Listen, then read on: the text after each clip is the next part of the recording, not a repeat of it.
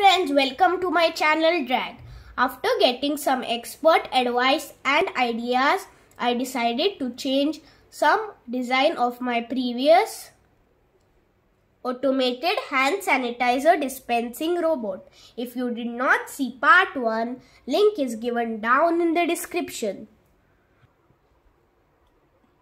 The changes I made in my robot by adding sensors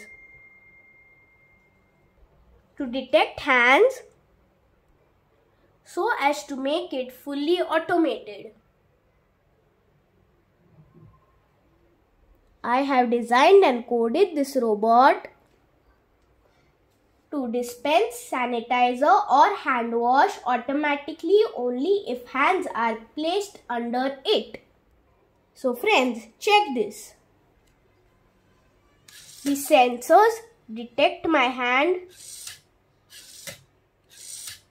and dispense sanitizer or hand wash. Isn't it so much fun, friends?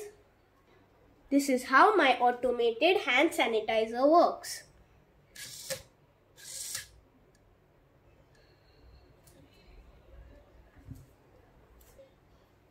And helps me keep my hands clean without any contact with the robot.